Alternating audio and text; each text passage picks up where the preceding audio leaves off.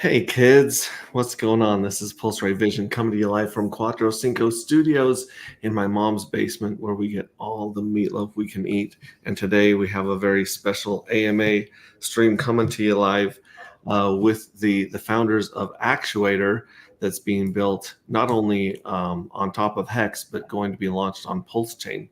So we'll get into it with these guys really quick. I'm just going to launch into that introduction, let these guys introduce themselves and how they ended up in crypto and how they came up with the idea for Actuator. So take it away, Bill. We'll go with Bill and then RJ.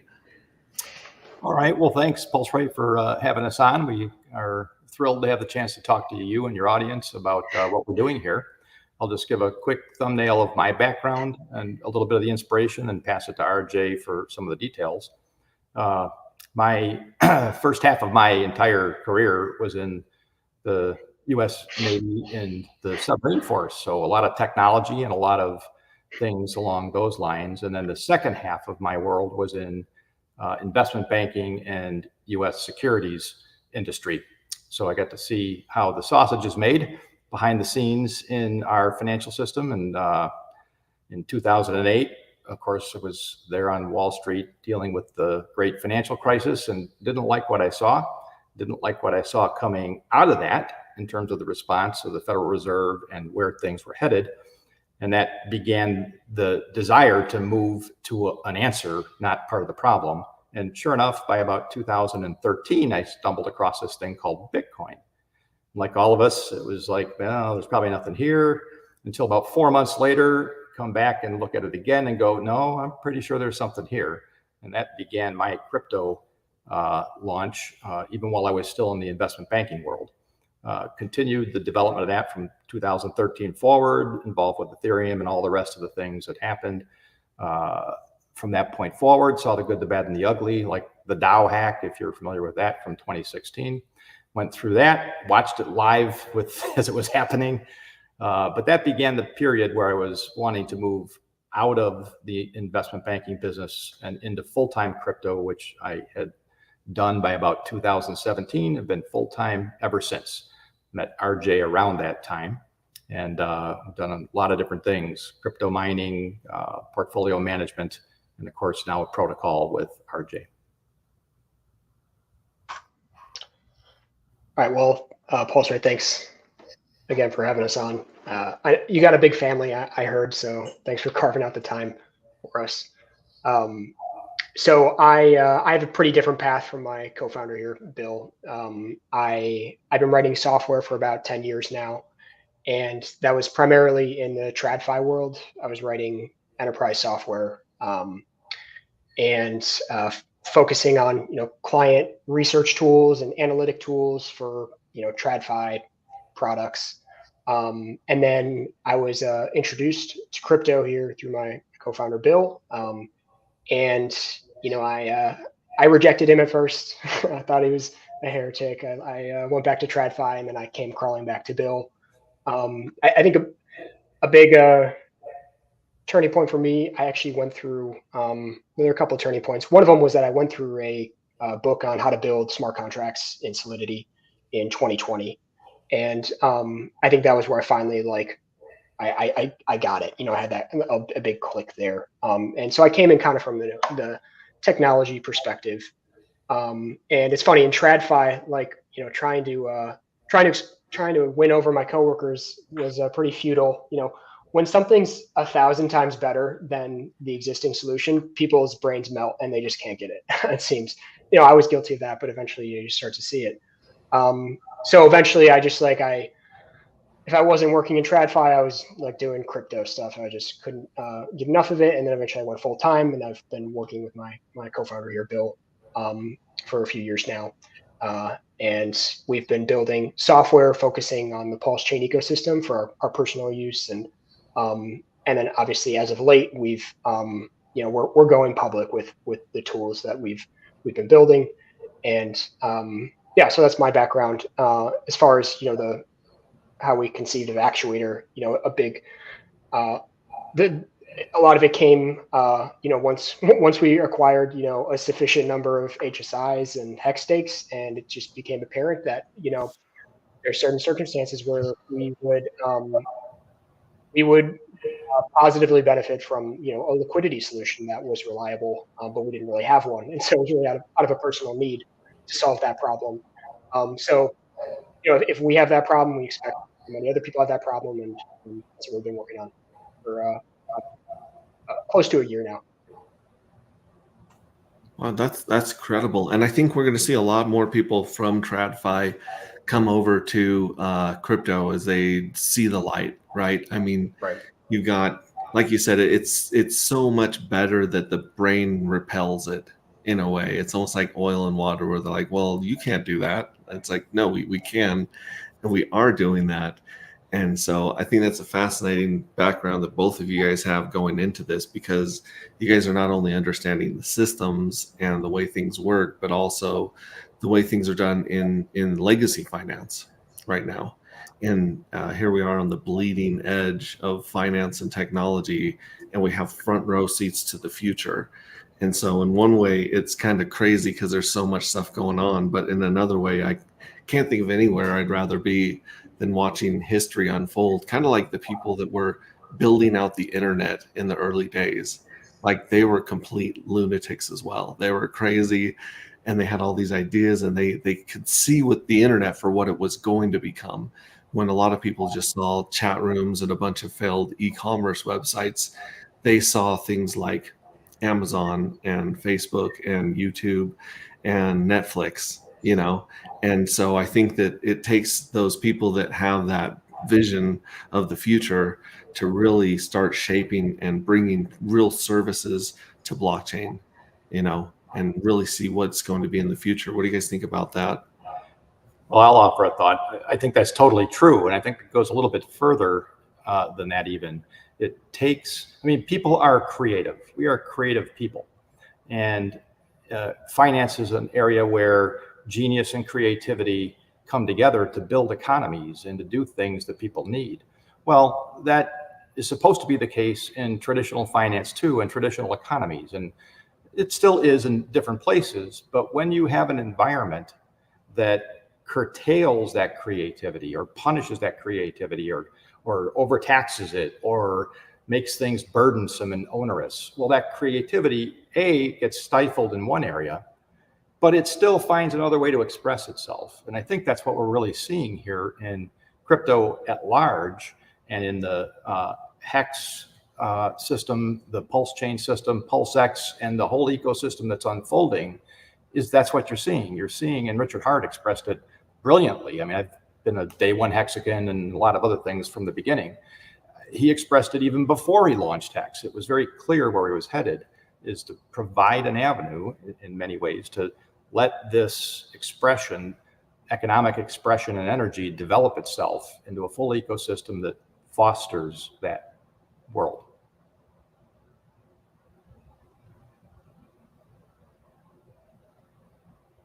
Thanks. I just wanted to give a shout out real quick to Red Squirrel. He says, "Oi, oi, pops."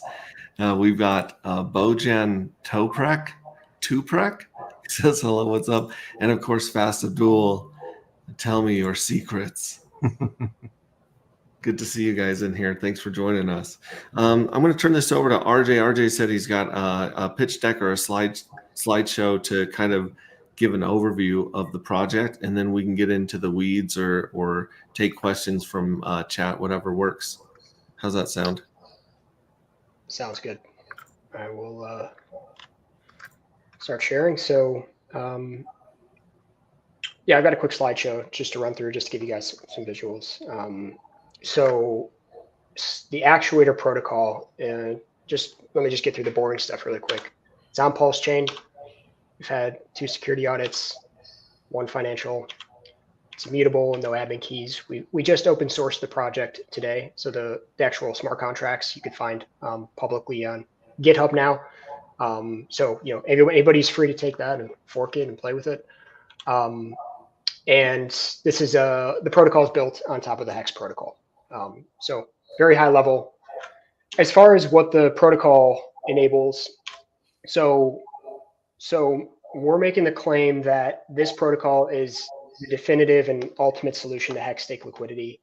So that's a bold claim. But the reason why we can confidently make that assertion is a variety of reasons.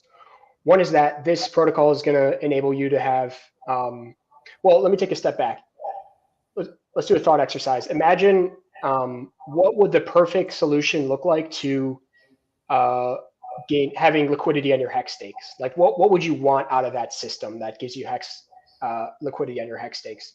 Well, a couple things. You'd want a reliable price to sell into, for one, and the price should be reliable but also efficient. So in other words, it should accurately reflect your stake. It should be liquid, so that you shouldn't have to experience massive slippage and whatnot. That liquidity solution should be it should be flexible. You should be able to gain liquidity on just a portion of your stake if you wanted, or maybe all of it. And then in addition to that, as your stake grew in value, you should have the opportunity to pull out additional liquidity, or maybe return all that liquidity and regain your full stake. So in other words, no matter how you slice it, we see Actuator as like being the maximal positive solution to kind of however you think about liquidity. And so that's our claim. A few other major features of the system is that it's going to enable users to buy liquid and discounted hex, and this is done through our new kind of novel ERC20 token called Hex Time Token. And so Hex Time tokens are fully backed by Hex, but they're gonna trade in the open market at a discount. So that's why you can buy Hex at a discount. And in addition to that, through these Hex Time tokens, it's going to enable users to achieve a fixed rate of return in Hex terms. So this is a super powerful new concept that really hasn't existed. With most protocols, you're gonna see an indeterminate amount of yield on your position when you enter it. However, these Hex Time tokens allow you to achieve those fixed returns at the moment you buy. You'll realize a fixed return, and you won't experience any counterparty risks.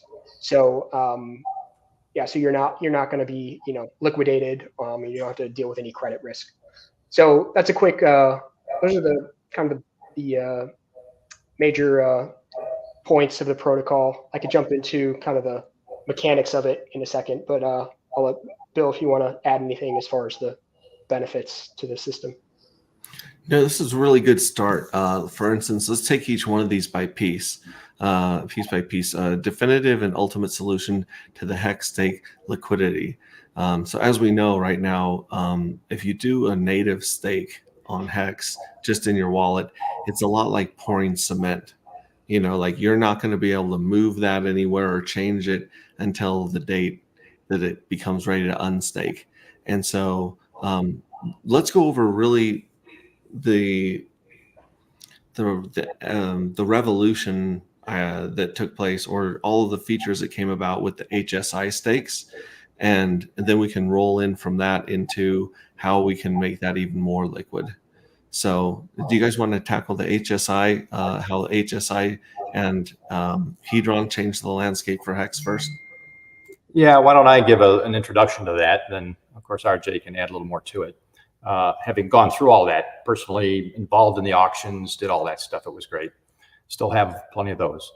The issue with Hedron, it was an ERC20 token that you could use to indirectly create the hex stake. So the issue with the hex protocol, which is really important, we're not trying to cast any dispersions on that. I mean, it's a huge innovation and very important. It's the bedrock of a lot of things that happen. But what Hedron did is it allowed you to go to the Hedron smart contract and direct it on your behalf through your keys to create the hex stake itself. And then you had an ERC20 token in the form of an HSI, a hex staking instance at the time. And you could transfer that. You could treat that like a tokenized ERC20 that you could send around, and it could wrap additional functionality into it. You mean ERC 721, Bill, if you're talking about NFT? Yes, I said ERC20, I meant 721, sorry.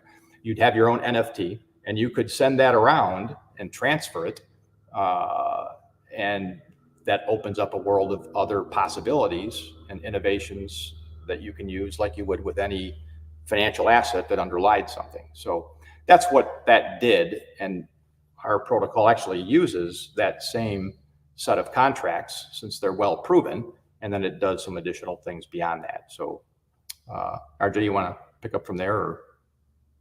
Yeah, and I don't, Pulsar, you might be getting at like specifically how Hedron enables liquidity through like the ICOSA Hedron contracts.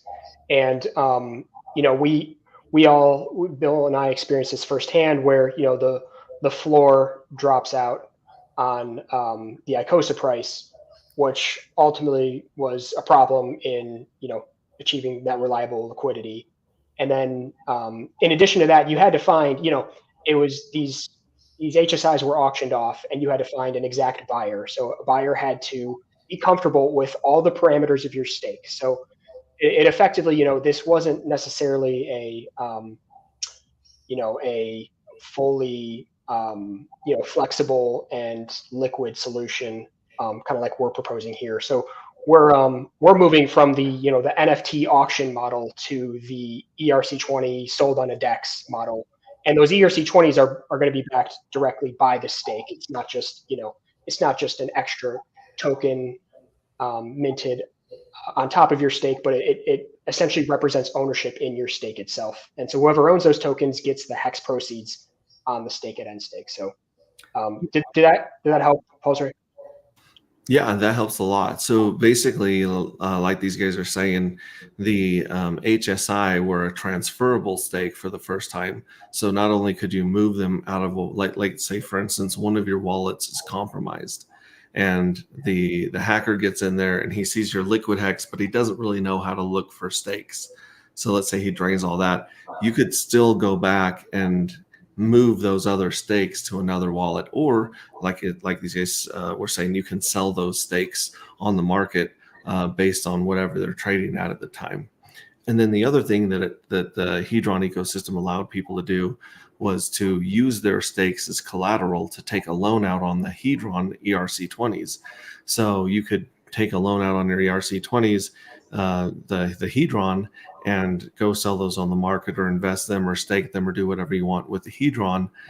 And that was kind of a way of getting some of the value out of your stake before it matured, or taking not really, I mean, you could take a loan on it as well, but even if you didn't take the loan, it would give you a derivative that was based on your T shares that you could also go and realize profit on top of that. So those are a lot of the features that I know that Hedron HSI came in. And then the ICOSA is a whole nother system on top of that, where we can get into the WhatsApp NFTs, which is what really inspired our project, where we were really inspired by the WhatsApp NFTs. You guys were really inspired by the HSI instances and the liquidity. So with that stuff covered right there, let's go into how the Actuator brings more liquidity to the hex stakes first.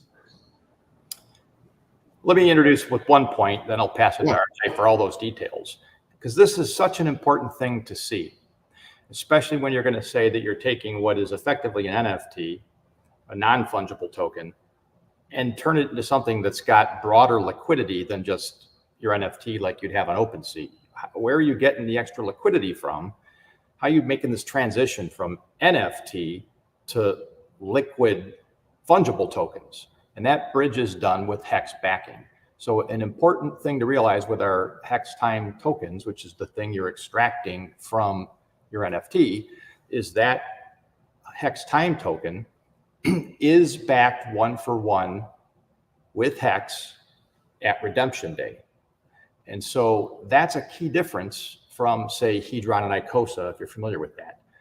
The reason that the floor didn't hold in that opening series of events is because the value that you were getting out of your NFT was dependent upon the value of an external token, namely ICOSA at the time. Well, what if it didn't hold its value? Well, then the floor keeps going down to whatever it needs to go down to for that external token. Whereas here, we won't have that problem. We don't see any reason to anticipate that problem because we're not backed by an external, say, actuator token. You're actually backed by a known external value that is hex. It's backed by hex. And the cheaper a discount you could buy on a known value like hex, wouldn't that bring in more buyers? Because it's a known external value. It's a reserve asset in the system, if you will. It's going to get a bid. It's only about what price, and it's going to be a pretty efficient one because you're constantly having auctions on actual hex. That's a big difference. That's going to stand for. Let me put a fine point on it. One hex time token will guaranteed equal one hex in dollar terms on the hex time tokens redemption day. So we know that to be true. Otherwise, an arbitrage opportunity would exist, and it's a pure, strict arbitrage opportunity. So I'm not using that. I'm not abusing that term. I mean that in the strictest sense. So this is fundamentally different from Hedron, where what backs Hedron? Can we guarantee the value of Hedron will equal some amount of hex? The answer is no. With a hex time token, we can guarantee one hex time token equals one hex, like full stop, guaranteed on redemption day. And so that's the fundamental difference. So maybe I could jump into kind of the underlying mechanics of the protocol. And to do that, you really have to first kind of look at the hex protocol first to understand the actuator protocol. And when looking at the hex protocol, we can just to point a few important points out about hex staking. So a given hex stake has a principal, it has an end day, and each day that passes, that hex stake accrues value. It accrues hex specifically. And this isn't like some unknown or ephemeral concept. This is rock solid. Hex contract will tell you if you go to it, hey, what was the principal of my hex stake and how much hex have I accrued to date? Those are rock solid numbers you can get back from the hex protocol by just by invoking a few read methods from it. So our protocol reads from the hex contract, and the hex contract is going to tell us how much our stake is worth in hex terms. And whatever that quantity is, whatever the hex value of our stake is, that's the amount of hex time tokens that you can mint against your stake. And so as your stake increases in underlying hex value with those rewards every day, you can mint more and more hex time tokens. And again, those hex time tokens are represent ownership in that underlying hex in the stake. And crucially, once the stake finally ends, then whoever holds those time tokens gets access one-to-one. They can exchange their hex time tokens for that underlying hex. So that's at a high level. That's what the protocol is doing. And you can, once you extract these hex time tokens, you have the right to return them against your stake. So you could regain full ownership over your stake. Or you can just extract the full value of your stake in hex time tokens, and then you could sell those hex time tokens. But interestingly enough, if you were to extract the full value of your stake in hex time tokens part of the way through your stake, you still have T-share exposure because you basically forego that amount of hex at end stake, but any rewards you accrue from that date forward are still yours. So it basically gives you precise control over how much of your stake you want to liquidate essentially and then sell into. And then one powerful strategy will be when you sell those hex time tokens in the open market, you could buy them for hex and then you could restake. And this could be a really powerful strategy if these hex time tokens are overpriced. And so I'll pause there. Do you want to say more about that, Bill? If not, I can keep going. Yeah, just be patient in trying to understand. We want to make sure that everybody sees the core innovation is you're actually getting access to discounted hex that does have a guarantee. And this was an audit point, by the way. The economic audit validates that the protocol does in fact enforce this one-for-one trustlessly. So that to hold an HTT is to ensure that on that redemption day, you do get 1 for 1 as the token holder. Now, the question just comes down to what price does it have today? And we'll talk a little about that as we go. That's where a discounting mechanism comes into play. Because if you're going to pay, if someone's going to buy your HTT, which is equal to 1 hex sometime in the future, what would they pay for it today? Well, not 1 hex. Why would they pay 1 hex now for 1 hex later? They're going to need to get a discount that generates a return in the native token. And that provides an efficient market, as we'll describe. Yeah, and to say a little bit more about that. So, Bill and I, we come from the TradFi world. Everything in the TradFi world is founded upon this concept of a yield curve. Like literally every financial model you look at, you'll find like, what is the the risk-free rate, and the set of risk-free rates across different maturities establishes this yield curve. And this is powerful in the TradFi world, because why would you enter into an investment when you could buy the risk-free investment, the U.S. Treasury? If the U.S. Treasury has a higher return than whatever other alternative investment you have, then there's a lower bound on what you're willing to receive in terms of yield. And what's powerful about this protocol is that we're going to what we anticipate seeing is that a yield curve is going to emerge on essentially hex, and so it's not U.S. dollar and treasuries, it's hex, and then these hex time tokens are what's going to establish this yield curve.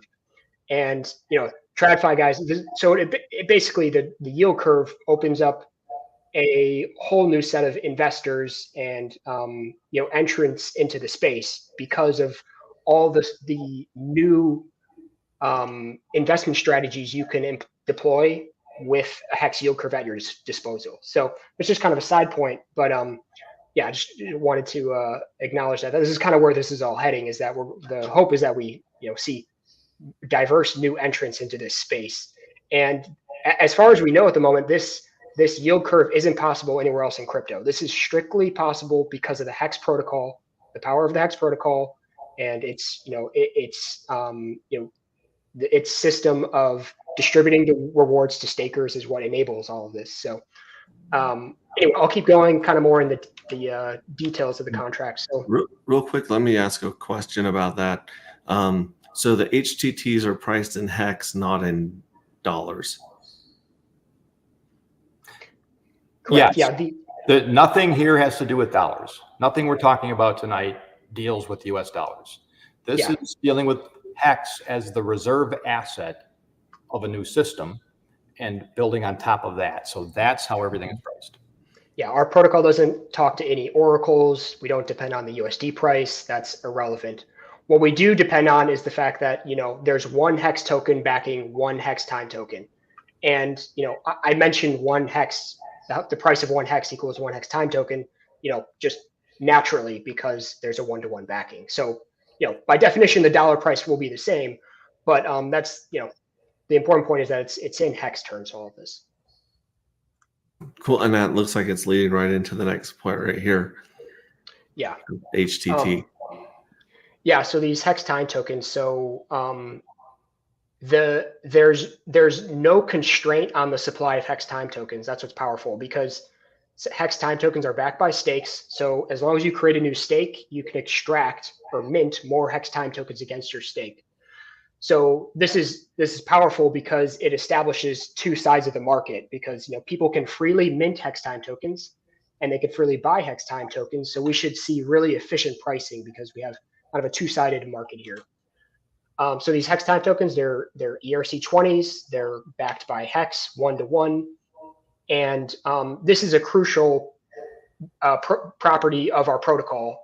And it's the fact that the amount of hex time tokens you can create can never exceed the underlying hex value of your stake, which makes sense because 1 hex time token is backed by 1 hex. Therefore, there always has to be a hex accrued in your stake, or either the principal or the rewards. You can't mint more hex time tokens than your principal plus your rewards to date. Again, these hex time tokens are redeemable 1 for 1 for hex.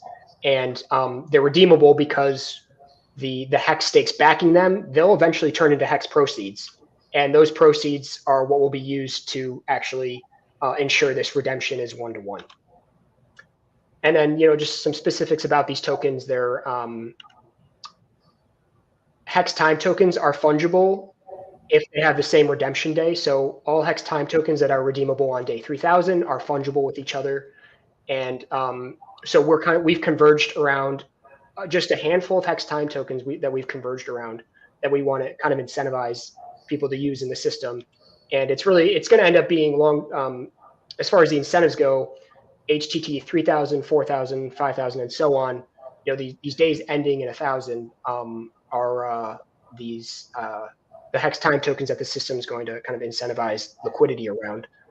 And then again, that underlying formula, one hex time, so in this case, HTT 5000, so a hex time token redeemable on day 5000 will equal hex full stop on hex day 5000. So yeah, those are the kind of the mechanics of the protocol, or at least of the hex time token. And so what's interesting is that these concepts are relatively simple, but once you have a collection of hex time tokens with various maturities, that yield curve starts to emerge. So in other words, hex time tokens that are redeemable way out in the future will trade at a steeper discount relative to hex compared to hex time tokens that are redeemable, next year, or maybe hex day 3000 is going to trade at a premium to HTT 8000.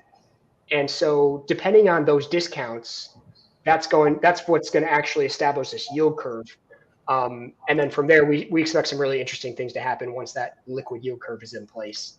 So not only is there, you get liquidity on your hex stakes, but also people who maybe don't even understand hex, they don't maybe have the sophistication to think about a hex stake, but they probably can understand a hex time token.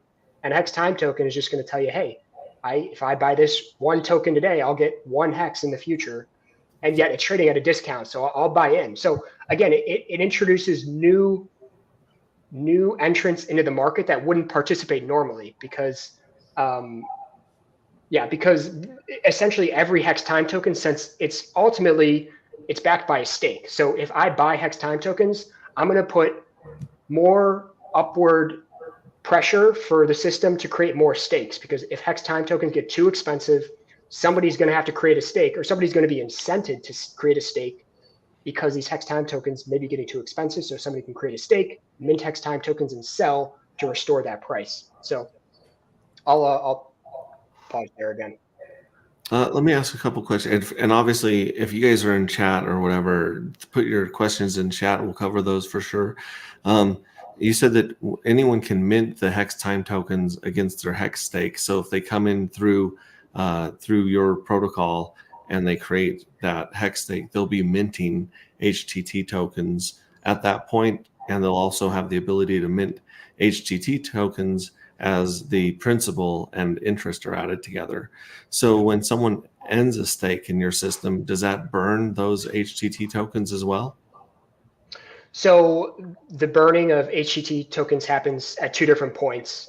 Either, so case number one, I create a hex stake and then I extract hex time tokens. But then let's say one day I'm like, okay, I don't need this liquidity anymore. I got what I needed out of my hex time tokens. I want to regain full ownership over my stake. So what I could do is I could buy back those hex time tokens, probably a little more expensive than I originally sold them for, but I can buy them back and then I can return them to the protocol such that the amount of outstanding hex time tokens against my stake, if I can get it back down to zero, that circumstance would burn those hex time tokens because you've regained control of the hex within your stake. So that's example one, where the hex time tokens are burned. Example two would be, let's suppose I create a hex stake, I extract those hex time tokens, but I never return the hex time tokens. And let's say, I sold those hex time tokens on a DEX. Well, whoever owns those hex time tokens at end stake will be able to redeem those time tokens for the hex 1-to-1. And then at that point, those hex time tokens are burned. They're gone. The hex time tokens that were redeemed, the hex proceeds go to the hex time token holder. And then any remaining hex proceeds from that stake that weren't minted against, those proceeds go back to the original staker. So there's this really strict accounting that has to be true. And it's, if there's an outstanding HTT somewhere, there is therefore one hex reserved as collateral, knowing that there's an outstanding HTT. So the system is going to remain in balance. Outstanding HTTs is going to be the same as the amount of hex that has to be reserved as essentially collateral for eventual redemption. So these have an expiration date on them, sort of, in a way. Yep. So like if you get a HTT 3000, then that HTT at day 3000 is redeemable for the hex. But if someone doesn't redeem it for the hex, that hex is still held in escrow, so to speak, or it's earmarked in a treasury somewhere until someone comes and redeems it. And when they redeem it, it burns those HTT tokens. Yeah, they're gone.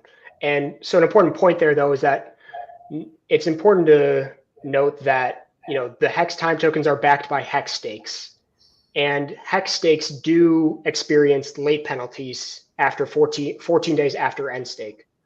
So therefore, in light of that, when you go to redeem your hex time tokens, you just need to know that if you wait more than 14 days after redemption day, the hex proceeds in the underlying stake might not necessarily all be there for you, because your hex time tokens are backed by stakes, and those stakes experience penalties if they're end staked late. So you just have to keep that in mind, that there's a 14-day window, just like hex staking. There's a 14-day window where you can exchange for hex before experiencing those late penalties. Does that make sense?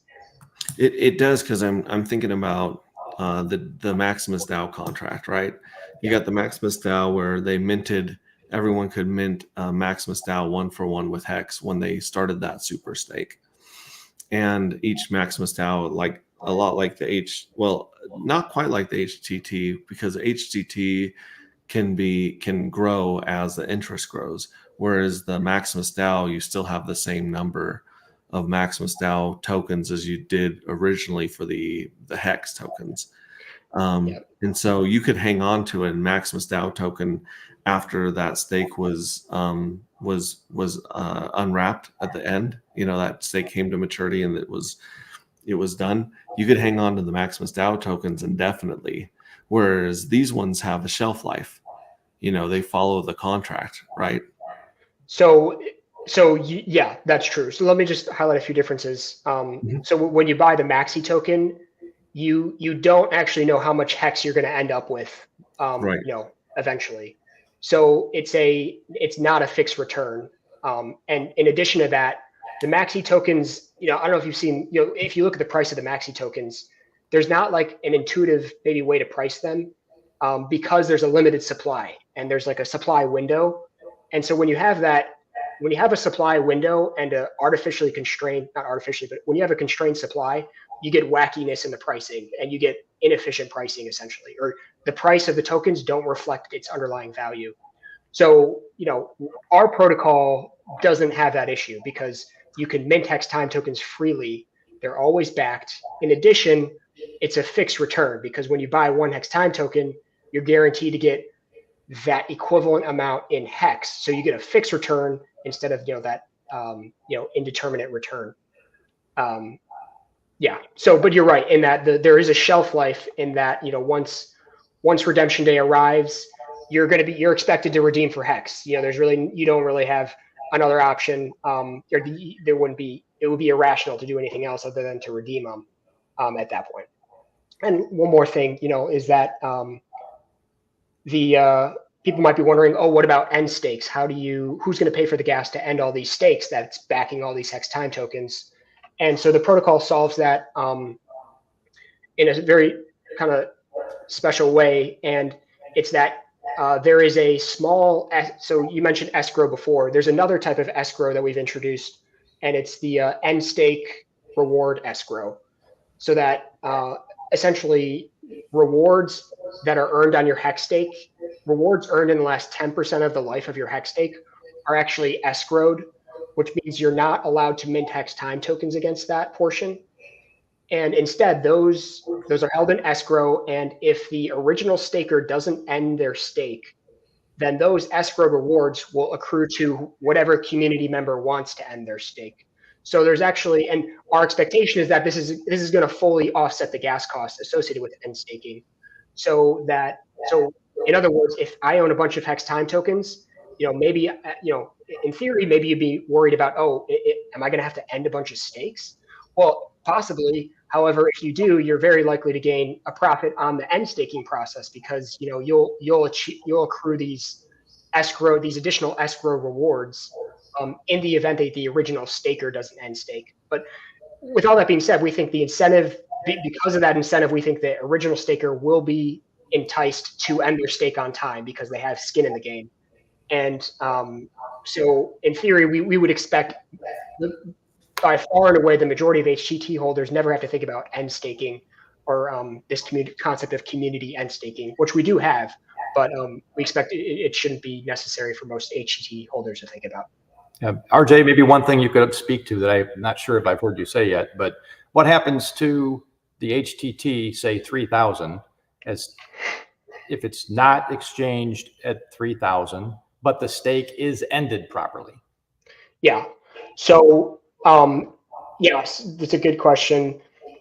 There is a scenario where you can hold these Hex time tokens indefinitely and you'll still be able to redeem them 1-for-1 for Hex. So in other words, HTT 3000, if there's arguably a scenario where if all the underlying stakes that back the HTT have been ended on time, I can wait, till maybe day 4,000 to actually redeem those tokens, assuming the stakes were ended on time. This isn't a guarantee, but to be honest, we expect it to be the likely scenario because we've put these strong incentives around end staking on time. So so just know that there is a scenario where there is no penalty applied to a Hex time token, but it is possible. So we don't want to give the impression it's and the protocol provides an incentive in the form of this escrow that RJ just described. It's not as though we're just having to hope that everybody end stakes. The community gets incentivized and paid to do the end staking, and if they did, there wouldn't be penalties. Yeah, and so if I had like a whole bunch of HTT 3000s, let's say, and I was those were attached to stakes that were ended on 3000, I can hang on to those HTTs indefinitely and just cash them in and get the earmarked Hex from those. However, if I have a whole bunch of stakes, HTP 3000s where the person didn't end the stake, but I still have those, and it's day 4,000 now, or actually 100 days, 114 days after that, there's nothing left because of the penalties. Is there a way to know if those HTTs are attached to a stake that's unstaked or not? Or are they all in the same bucket? They're all in the same bucket, if you will. There's a collective set of stakes, that will back one Hex time token. So you could have 1 million Hex stakes that are backing all the HTT 3000 tokens. And again, so if all those stakes were ended on time, and again we've incented that to occur, then all those Hex time tokens are guaranteed redeemable for the underlying Hex. So because of that escrow account that pays for the end stake, that 10% that's held in reserve, basically people could go around on day with a 3000, for instance, on day 3014, it would be worth someone's time to go through and headhunt and look for those stakes that haven't been closed and just go ahead and close them and get that escrow. Yeah, let me fill in a little more color though. Okay. So here's the full workflow is that the escrow doesn't kick in until 3 days after end stake because we need to give the original staker the opportunity to end the stake and collect, whatever proceeds that they deserve.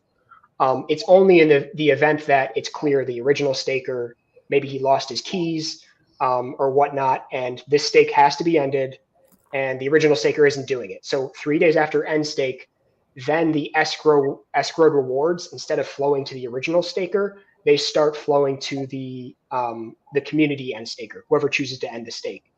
And in addition to that, it's not like it goes from 0 to 100 on the day 3. every day after 3 days after end stake that goes by, more and more of the escrowed rewards accrue to the community end staker. And so what that means is that there's a ramp up in escrow rewards that flow to the community end staker, such that there's going to be an efficient break even point where the gas costs are less than the escrowed rewards for the end staker. And so again, we wanted to make sure there's like an efficiency here. We didn't want like discontinuous jumps in the escrowed reward. We want to make it such that the longer the thing hasn't been end staked leading up till day 14, the longer the thing hasn't been end staked, the more escrowed rewards will flow to the end staker instead of the original staker. And let me add to this real quickly here. Think about day 3000 because we're using that. Can you think of a community of particularly incentivized people that ought to care enough to jump in there and be paid to end those stakes on day 3000? Who might those be? The holders of the HTTs. They're going to be looking and they're going to get paid to go end stake all those things. Yeah. Well, and this is crypto. And so people are going to write scripts and bots that specifically comb through the blockchain, look for stuff that hasn't been ended, that has the escrow in it, and automatically take those out. Like you won't even have human beings doing this at that point, because there's so many people like RJ that are out here that know how to write a script and know how to write a bot that will go and comb for or scrape for these things. Right? It's probably very difficult to imagine why there would ever be a penalty suffered. Right. Let me throw one more point in. So when you're creating a stake and you extract hex time tokens, I'm a risk averse person, and so if I was new to the protocol and I did that, I'd be thinking in my head like, gee, what new risks am I incurring by doing this to my hex stake? And the answer is very specific. It's that that the final 10% of the rewards in the life of your stake, like I said, are going to be escrowed, and you still have the right to those rewards. So we're not taking rewards away from stakers, and we're not putting more onerous responsibility on a staker than necessary. We're only putting a small additional responsibility such that we provide sufficient incentive for users to end stake on time, because your stake might be backing somebody else's hex time tokens. So point being is that when you mint hex time tokens against your stake, you're not foregoing more hex than you've just minted against. And as long as you end stake on time, you're guaranteed your full proceeds, minus the outstanding hex time tokens. Cool. Now we were getting into how the HTT token works and so forth earlier. Let's go on to one of the next topic that was on those bullet points. One was, how do people get hex at a discount through this? So yeah, liquid discount hex. Let's cover that topic if we could. Yeah. So let me just start with what we know to be absolutely true. And I've said it again, but I'll drive the point home. 1 hex time token equals 1 hex token on redemption day. So in that example, hex day 3000, we have HTT 3000. We would expect if HTT 3000 was paired with hex on, in a liquidity pool, in a trading pool, we would expect the ratios to be the same. 1 hex should equal 1 hex time token. So the prices would be the same. So in that circumstance, at redemption day, there's no discount because, they're equal in price. They're effectively the same asset, if you will. However, as you think about, the days leading up to redemption day, you're going to expect the further you are from redemption day, the more the market's going to demand a discount on HTTs relative to hex. And the reason comes down to this concept of the time value of money, which is basically this idea. It's the classic question of would you rather have $1 today or $1 a year from now? Would you rather have $1 or would you rather have 1 hex today or 1 hex a year from now? The answer, the answer 100% of the time is going to be, I'd rather have that amount now, because in my mind, the time to wait before I get that asset, I could be doing other things with the asset.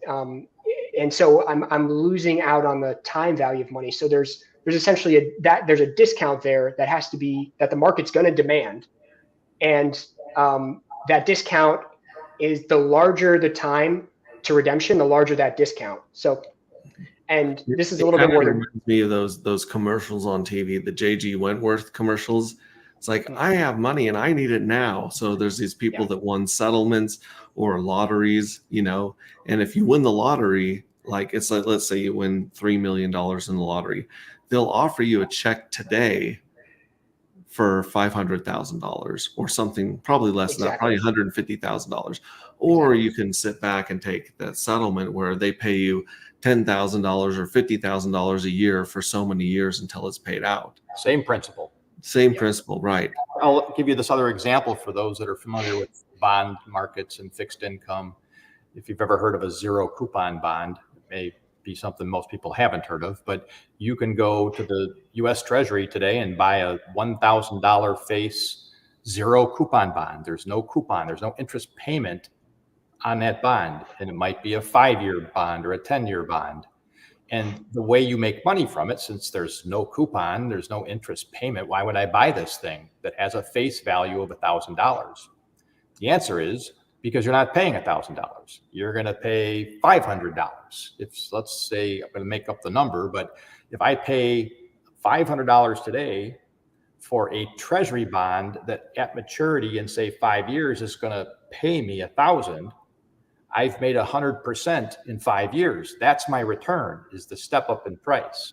That's what the entire US bond market and all the world's bond markets are predicated on with these yield curves, is they're measuring that yield or that time value of money for each extra year that it has to be tied up. We're mimicking that process, that mechanism here, and saying the market for HEX is going to determine what discount do I want to buy a HEX at today to be guaranteed a HEX in 1 year or in 2 years or in 3 years or 4 or 5 or 6, et cetera.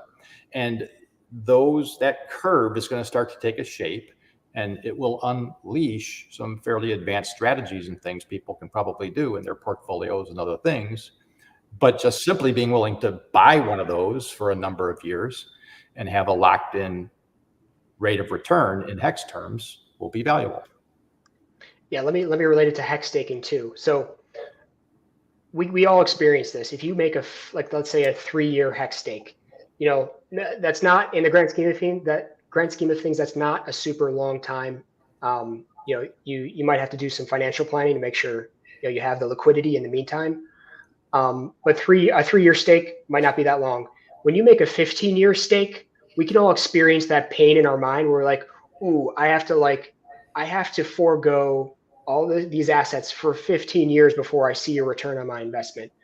There's a pain, like with time comes pain, and with pain, there should be a discount that's expected. So when you stake for 15 years, the reason you do that is because you're going to expect superior returns. You're going to get really good returns, especially compared to like a 3-year stake. So you need to be sufficiently enticed to make a long stake. And Max Protocol does that with longer pays better. And so, you know, again, the concept is the same there. The longer the time to redemption, the more the market is going to demand a greater return on the investment. And so on the topic of HEX staking, when thinking about what is the discount going to be on any given HEX time token, I think one really good way to think about it is, well, what's the equivalent yield on a HEX stake? You know, if my HEX time token, let's say, redeems on day 3000, we can ask ourselves, hey, what is a HEX stake yield that ends on day 3000? And whatever that yield is on a HEX stake, we think might actually be the, you know, kind of the best proxy for what is the yield on the HTT going to be.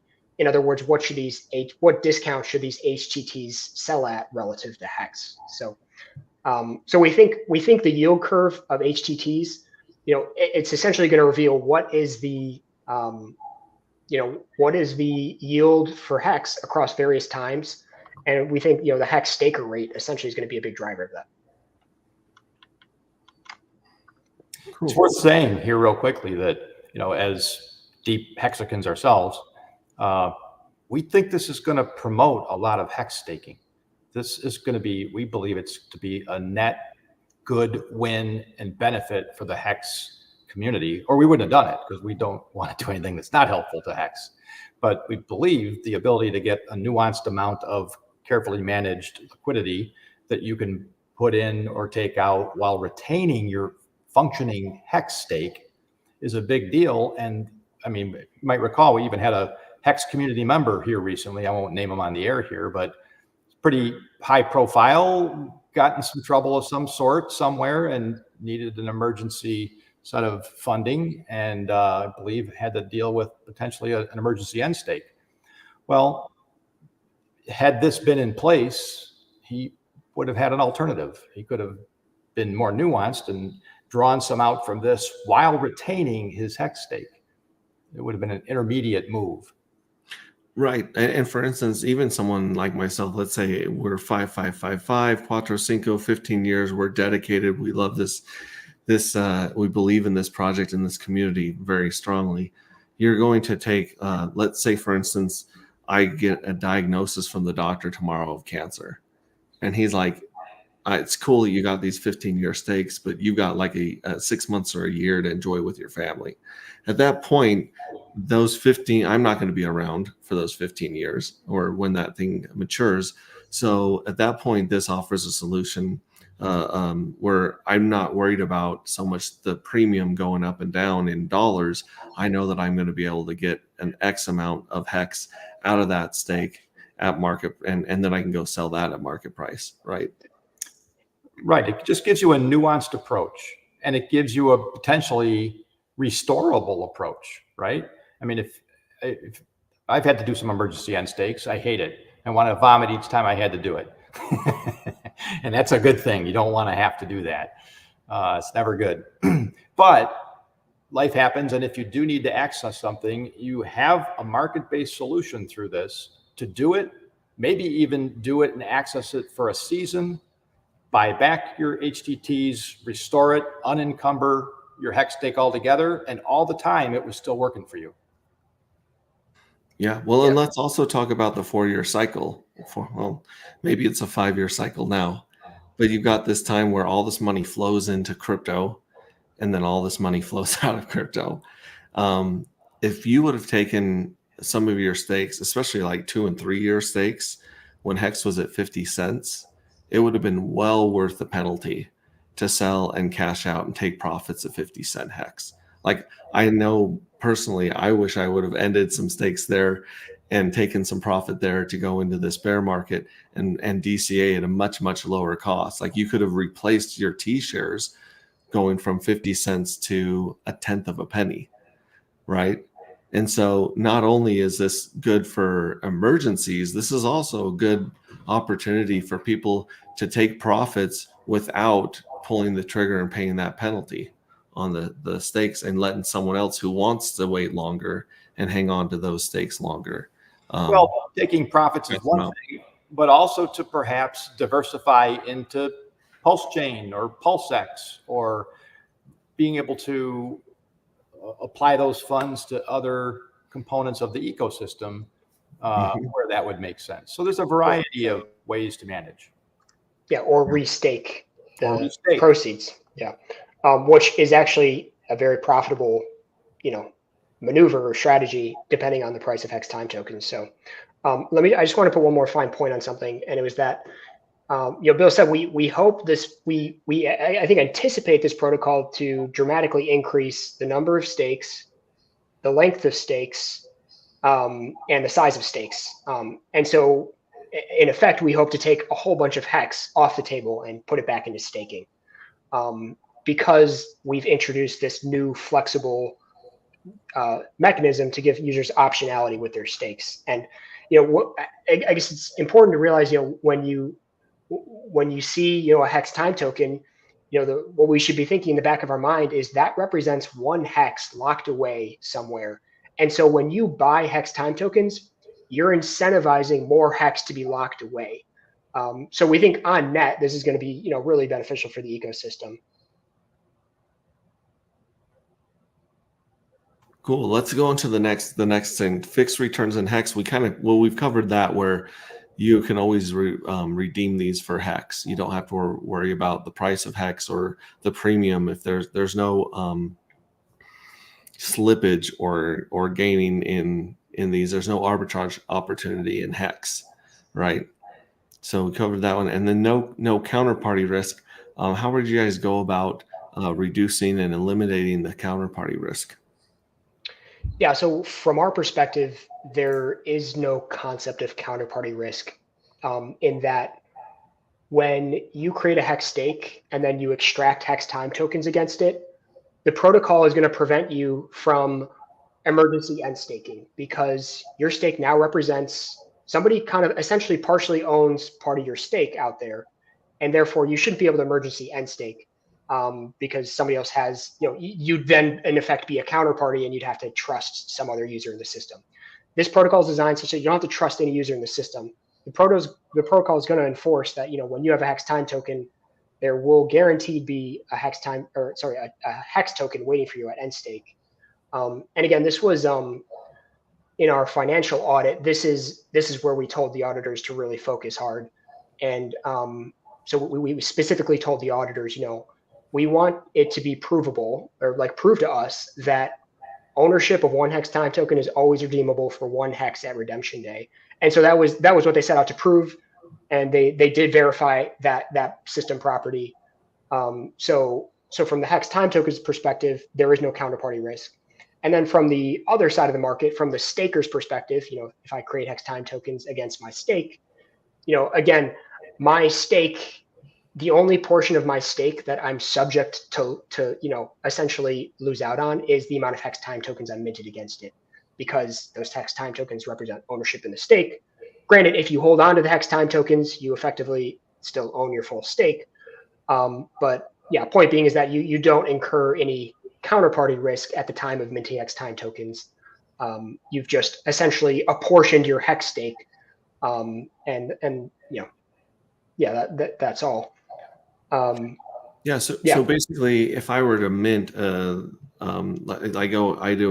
mint a 3,000 day stake, right? Like I set up a stake, I got the the hex time token, and I sell all those. I can't go and emergency end my stake. I would have to go buy all those tokens back, redeem them back, or give their hex equivalent back to get them back in order to emergency end stake. And at that point, I'm only nuking myself.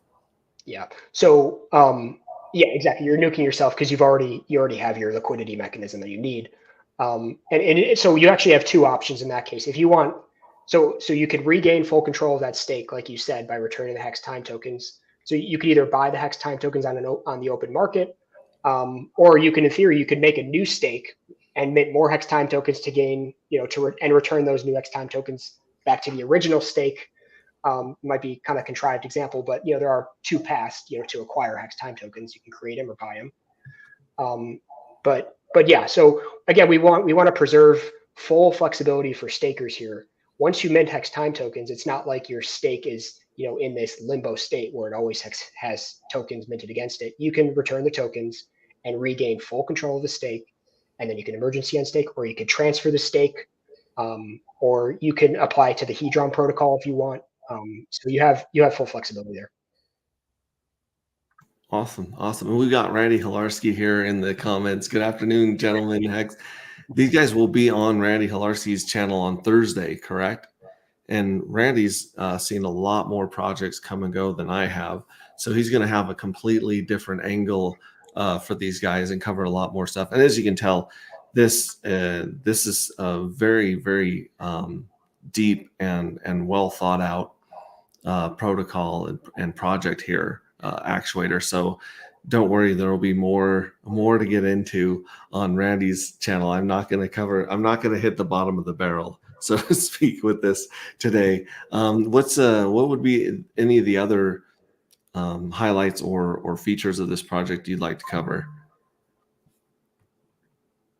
I could show you the DApp if that would be helpful, just like how this works out practically. Yeah, that would be great to walk us through the DApp. And this is on testnet right now? Yeah, it's on testnet. The protocol is launched on Pulse testnet. And the DApp is publicly accessible. Let me just change my. You can tell them how to get there too. Yeah, how do we get to your test net to play around on it? Yeah, let me share my screen so you can look at the address and the URL here. You guys see my screen yet? Has it popped up yet? I'm not. There it goes. I guess you can't see the URL bar, but it's app.actuator.finance. You'll find this information in our Telegram in the Forge or in our personal Telegram, the Actuator Telegram channel. And you could get to there if you just go to actuator.finance. This takes you kind of to the landing page, and then you could launch the app from there, or you could jump. There's some other resources in here as well. But anyway, here in the actual DApp where you interact with the contract. Is that the right URL that I put in the comments right there? Let's see, comments. Yes, that's correct. If I spelled it right, I may have misspelled it. So if you got it. have any problems, take the route they did, which is actuator.finance, and then click on DApp or app. Yeah, correct.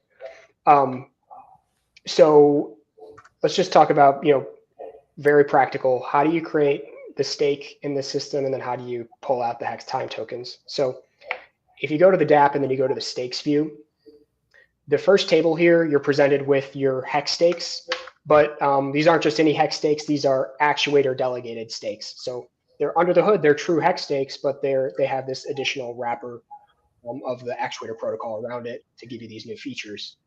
So you can see in here, I've already created one hex stake, and it had a principal of 500 hex. I just created it. I'm going to go ahead and let me create a new one here. So I'll stake 1,000 hex, and I'll choose day 3000 because we've been using that example. And again, those variables, those are the same variables you'd input for any other hex stake. You have to choose your principal, how much hex you're going to stake, and then you have to choose your end day. So you have to give those two parameters. So under the hood, this is now it's loading, and now it's done loading. So here's the new row. Your pop-ups, though, I'm afraid. I didn't quite see where you typed those in on the screen. Oh, gotcha. Let me. Can I share my entire desktop? Is that an option? Yeah. Yeah, you can do that. That's the rolling the dice right there. Rolling the dice, yeah. I don't want to see something that shouldn't. Let me see if this. All right, we're gonna roll the dice. We're gonna share the whole screen. Yeah, I have to do that too when I want to show the pop-ups of MetaMask and stuff like that. Otherwise, you can't see what's happening. Yeah, fair enough. Did you guys? I don't know if you saw this little dialogue. No, that didn't show up on the first one. Okay. So when you click new delegated stake, this will pop up. Yeah. And so I'll just create one more for good measure. Let me do a different day 5,000. Submit that. So you choose those two parameters, and then I don't know if you can see Rabby there. I just signed the transaction. So now it's talking to Pulse Chain Testnet, and then boom, the new stake just showed up down here. And again, this is like any other hex stake. I'm going at each day that passes from here on forward, I'm going to accrue rewards. So there's this accrued rewards column, and I'll be able to see, what's my hex stake worth in hex terms. And whatever that value is, that's going to determine how many hex time tokens I can mint against it. So there's this other column over here, and this is unique to Actuator, the available amount to extract. So in this case, I can extract 1,000 HTT 5,000 tokens. So 1,000 because that's the amount of hex that I've staked. If I had any accrued rewards, I'd be able to extract that amount as well, but I don't because I just created it. And then I'm able to extract HTT 5,000 because my hex stake ends on day 5,000. So these tokens, when I extract them, whoever owns them can redeem them 1-for-1 for hex. And so I'm going to go ahead and do that. So let's extract the hex time tokens. So it defaults to day 5,000 because that's my end stake day. And then I get to choose how many hex time tokens I can extract. So I'll sign that, confirmed. So under the hood, this is interacting with the Actuator protocol, and it's minting these ERC20 tokens, these HTT 5,000 tokens, and then that just got approved on chain. So this dropped to 0. I can no longer extract any more hex time tokens. I've hit my limit for now, and my extracted amount is now 1,000. So again, these are ERC20s.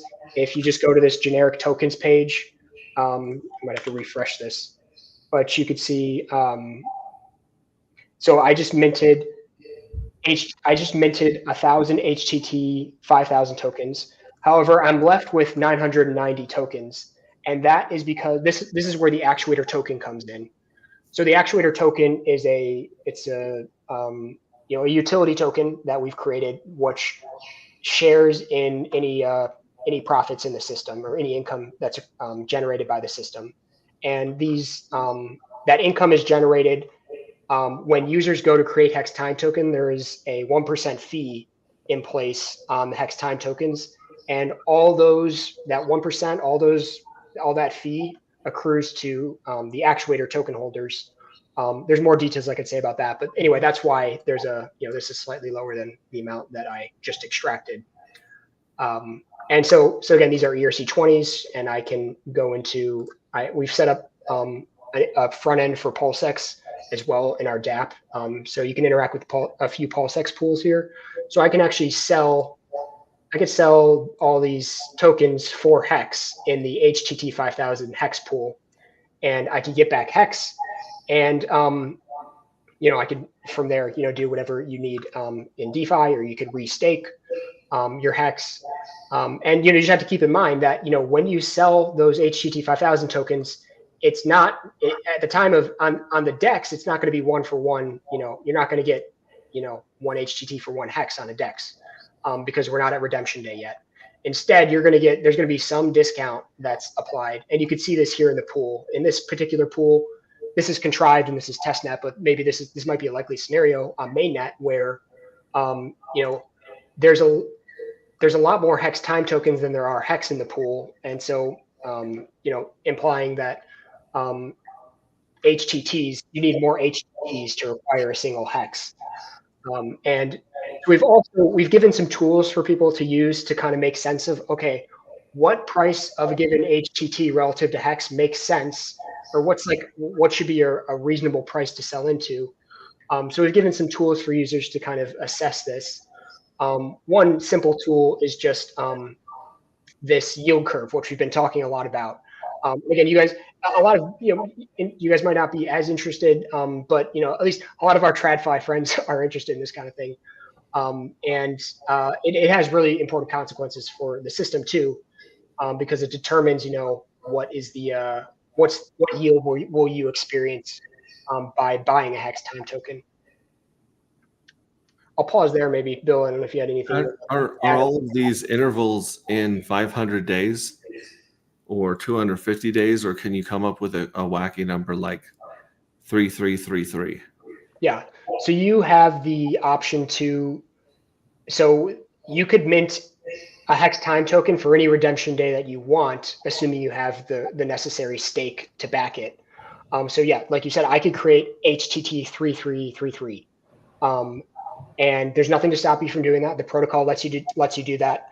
Our UI is kind of not really going to encourage that because there's really no liquid pool. There probably won't be a liquid pool for obscure HTT tokens without redemption day.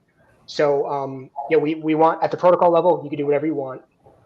At the UI level, we're going to kind of encourage users to mint tokens that are actually liquid. Otherwise, they're not of much use without liquidity. And we expect, kind of as time goes on and the system kind of gets more mature, we would expect more and more maturities to be liquid. So right now we anticipate, just a handful of liquidities will be liquid early on. We're anticipating HTT 3000, 5000, and 7000. And we're actually going to incentivize, liquidity into those pools early on with the actuator token. But yeah, as the system matures, we expect more and more, maturity tokens to be liquid. Let me emphasize that this is built for the community to grow upon. We've started with some shelling point target redemption days so that we can have good liquidity in a certain number of spots, right? But the protocol will allow anyone to go and start a particular redemption day and to be a liquidity provider to it. So over time, as things develop and there's demand that moves back and forth and things happen, the community can find its own level with where it wants these pools to be and with what liquidity amounts, et cetera, et cetera, et cetera. So it's really very versatile, but you don't want to start day one on a launch and divide your liquidity over 8,000 days, right? That's not going to be great. So we start with a handful that we think will be representative and beneficial, and then permit the community to take it where it will over the course of time. Well, I really like how it breaks down the total return. So like you guys were saying, the time value of money, it breaks it down into a specific percentage. Does this include bonuses? Or is this just straight interest based on the t-share rate? So these total returns, this is going to be strictly and solely driven by the discount of HTTs in the pool, in the trading pool relative to HEX. So these discounts are full, like they're market derived, if you will. They're, as people buy the HEX time tokens, it's going to move this total return, and as users sell HEX time token in the trading pool, it's going to change the return as well. There isn't like there's nothing at the protocol level, I guess, to answer your question, that's defining these returns. It's entirely market driven based on the ratio of HTTs to HEX in the trading pools. Oh, okay. Let's give a concrete example. That concrete example we said a minute ago is pretend that for an HTT 3000 on day 3000, let's say that were 5 years from now. If you could buy that token today for 0.5 hex, because everything's in terms of hex, I can buy an HTT 5000 for 0.5 hex. Now I know I buy it at 0.5, I'm guaranteed to get 1.0 at redemption day. That's a guaranteed 100% return. Mm-hmm. That's just the math of what I bought at. It has nothing to do with the T-share rates or any of those things. This is a separate system that will be influenced by that. There might even be arbitrage and things like that could happen perhaps as this develops. But at the moment, this yield curve is just telling you, based upon the purchase price today of that particular HTT, what return do you get going up to 1? So remember, all prices go to 1. All prices, so they're always going to, you buy at a discount, farther is deeper, but they all kind of roll up a curve to 1.0 because it's 1 for 1 at maturity. I guess I'm trying to wrap my head around how the penalty bonuses work with this. So for instance, we used to get 6 hex per T-share per day for a long time. And then it went up and now we're closer to 7 hex per T-share per day. But then you've got those days where a whale nukes themselves or someone goes in and ends a bleeding stake. And for that day, we get 20 hex per T-share. So how would those days affect this system?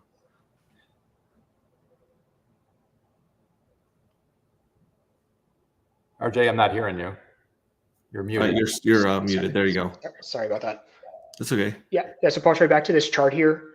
In the example you provided, let's say there's a day where, so the blue is my principal and the green is my underlying hex rewards that I've accrued to date.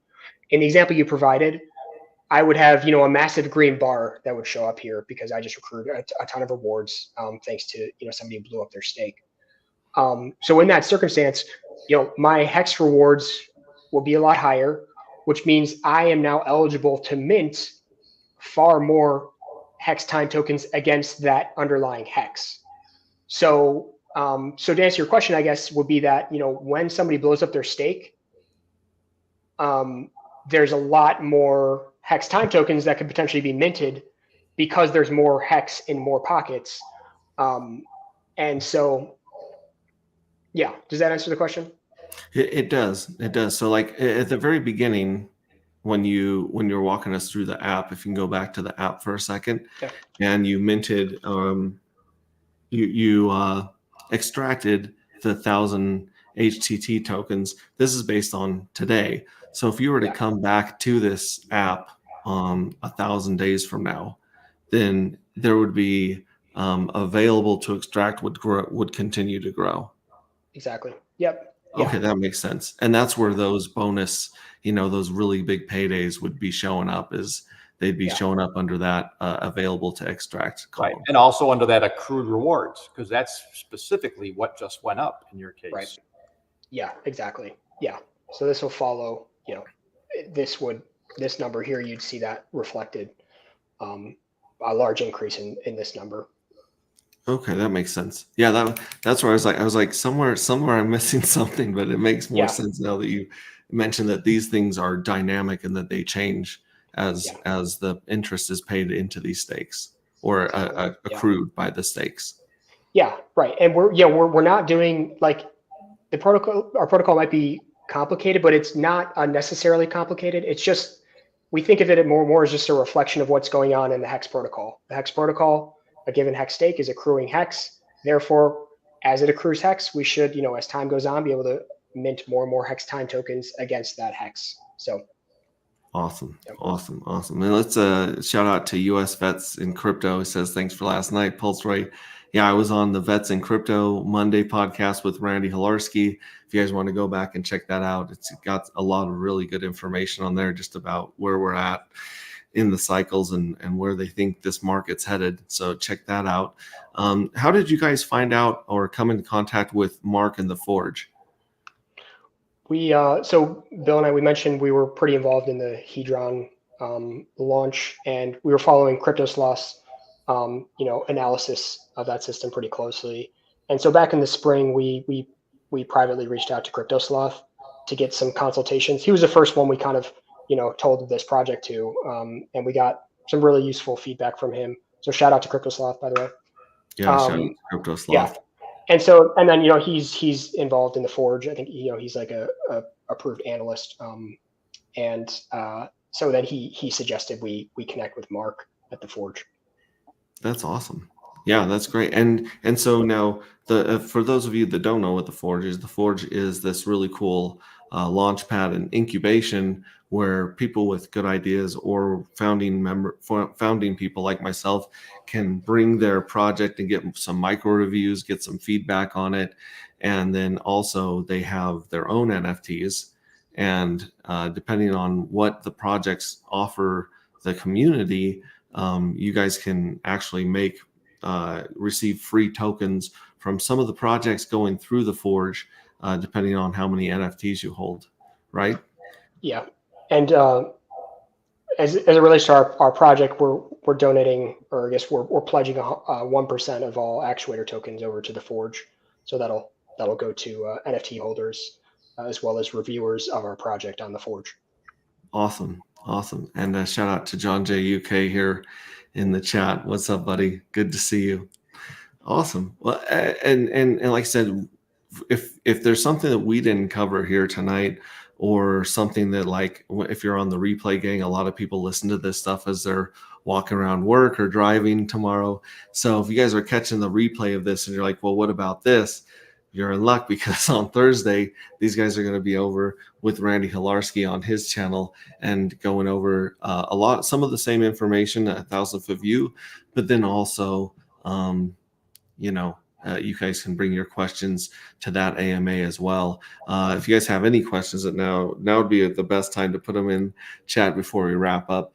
But I did notice, like I said, on that AMA with Marc, this was basically that the light bulb went on, and I thought this is basically anyone's chance to run their very own Maximus DAO contract and have the IOUs or the liquid ERC20 tokens that are tradable and give that stake liquidity throughout its life. And then based on, like you guys have pointed out very well, the time value of money, you guys can people can arbitrage time with this, right? Or what they call delta in the finance world, which is like the time value of money.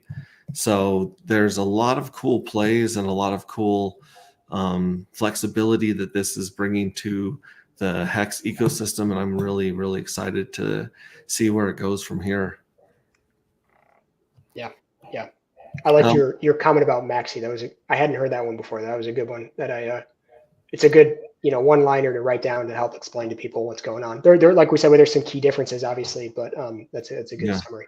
I personally wish they would have done a Maximus DAO 2.0 instead of the perpetuals, because the perpetuals seem to have diluted the entire system, and you can do a lot of arbitrage between the perpetuals with the Maximus DAO. But that Maximus DAO was the most powerful way to really compete with the whales with their super stakes, because now you can earn the interest and get the bonuses that the whales get by working together as a group, and people can do that here as well.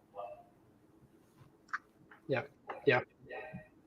Cool. Is there anything else you guys want to talk about? Or obviously you got to tell people where they can find you, where they can ask questions, and where they can keep up to date on Actuator. Where would you suggest people go for that? Yeah. So a good starting point is just to go to actuator.finance, and from there you can get to all of our relevant links, including the DApp. You can look at the status of our audits, which we've just completed. We'll get those reports. They should be publicly available in the next few days. You can join our Telegram channel, and in our docs, like I said, there's a lot of kind of components to the protocol. So we have an FAQ section, which we've tried to come up with a somewhat exhaustive list of questions here, and we're continually adding to this page. And then one other comment would be that we're done with the protocol, as we mentioned, and the DApp is in place. We've got a lot of critical pieces in place. So as far as we're concerned, we're ready to launch early October. And really, just the emphasis right now is to make sure that before the liquidity farming starts, we just want to make sure we have enough. We need to get the word out so that there isn't overly concentrated farming of the Actuator token. So we just want to make sure there's a widespread understanding of the protocol before we launch. So it's really just the next month here. We're going to kind of hit a lot of streams. Thanks a lot to Marc over at the Forge, who's been setting up all those. Yeah, Bill, do you have anything to add? Just that we should encourage people. We didn't get to talk too much about that token, but you can see what the Actuator token will bring you and why that will matter and how it's farmed and what those tokenomics will be. But the fact is that the Actuator token holders benefit from this portion of the rewards that come into them from the creation of the HTTs. So yeah, what is the supply of the Actuator token? Is it fixed? Does it grow, or is it based on how many people are using the system?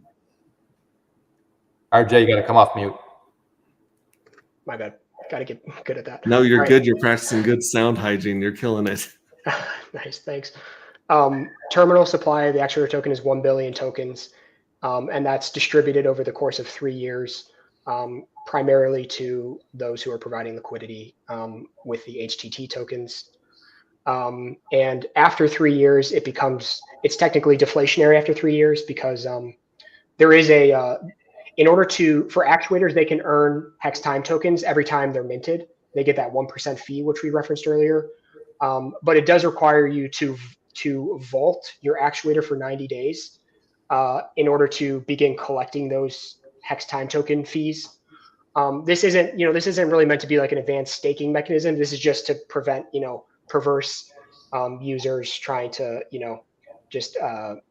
there's potentially some, perverse scenarios where we just want to prevent, and that's why there's a 90-day lockup period when vaulting your Actuator token to acquire the HTT fees. But if you remove your tokens from the vault early, there is a penalty applied. So long term, the token will be slightly deflationary, not by much. And then 75% goes to the farmers, 24% goes to our team over at Actuator, and then 1% is going to go to the Forge. Awesome. So in the first 3 years, you just have to hold the token, and then after the first 3 years, you have to stake it 90 days. Is that correct? Or do you have to stake it 90 days at the beginning for the yield? So just backing up a bit, in order to acquire the token, what you'd do is you'd go into the DApp and you'd first of all deposit. This is just like the PulseX incentive token, the farming that goes on there. We forked mostly forked those contracts to implement this. In order to acquire the Actuator token, you'd go into pools, you deposit, into one of these pools, and then you get these LP tokens back. And then from there, you can go to farms, and then you could deposit your tokens, your LP tokens, into one of these 3 farms. And from there, you'll start, every second you'll start accruing Actuator tokens, because the actuator tokens constantly being rewarded to users who are providing liquidity on a pro rata basis. And then once you've acquired the actuator tokens, from there you could go to what's called the vaults, the ACTR vaults, and you could deposit your actuator tokens into a vault, and you can accrue hex. You get to accrue the fees that come with minting hex time tokens. So any user who mints hex time tokens pays that small fee, and it goes to users who are depositing into these vaults. And again, you're not able to remove from the vault until after 90 days, but you can mint the rewards at any time, the HTT rewards at any time. Cool. Cool. That's a really fast rundown on a token. Sorry, that was really fast. Probably set a record. A lot quick, but the docs explain it all. Yeah. Yeah. We're not trying to introduce unnecessary complexity here, but we do need a mechanism to bootstrap liquidity. That's obviously important, and that's why 75% of the actuator token goes to these liquidity providers. Cool. All right. And then is somewhere that we can follow you, Bill? You didn't give us any. Well, I'm in the same Telegram. Okay, great. You'll only find me in the Telegram over there with RJ, but I'll frequent that and respond to things as well. Awesome. Yeah, guys, go check this out. Play on the test net, see what different APRs you can earn, and again, join Randy Halarski on Thursday, and we'll go over that. Other than that, you can catch me, Pulse Ray Vision, on YouTube and on Twitter, and I've been doing some updates on our project just about every day now. So check me out there, and thank you so much for joining us. We really appreciate your guys' time and your willingness to come on here and get into the nitty gritty and explain all this cool stuff that's being built on Pulse Chain. So thank you very much, guys. Yeah. Thanks for having us. And you guys are always welcome to come back on as you guys launch, as there's updates, hit me up. I'd love to have you guys back on anytime. Great. Awesome. Thanks a lot. Thank you. Awesome. All right. Thanks, guys. We love you. We'll catch you later. Stay cool. And we'll be hanging out in my mom's basement if you guys want to ever hang out. All right. Nice.